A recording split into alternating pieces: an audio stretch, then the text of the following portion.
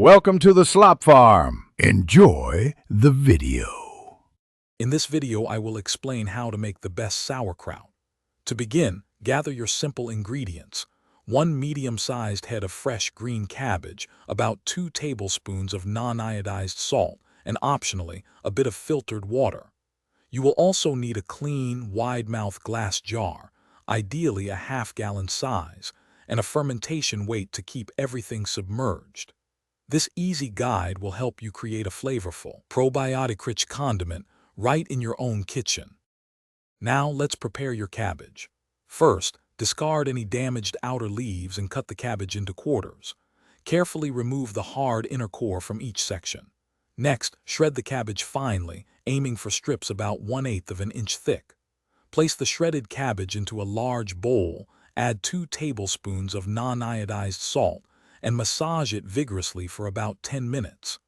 This action helps to draw out the natural moisture, which will become your brine. With your cabbage prepared, it's time for the magic of fermentation. Pack the salted cabbage very tightly into your clean, half-gallon glass jar. Press down firmly with your fist or a tamper to release more liquid and eliminate air pockets. It is absolutely crucial that all the cabbage remains fully submerged under its own brine. Use a fermentation weight to keep the cabbage below the liquid surface. Leave about 1 inch of head space at the top of the jar. Now for the final steps. Allow your sauerkraut to ferment at a cool room temperature, ideally between 60 and 70 degrees Fahrenheit for 3 to 4 weeks. You might see some bubbles, which is a good sign of active fermentation. Once it reaches your desired tanginess, transfer the jar to the refrigerator.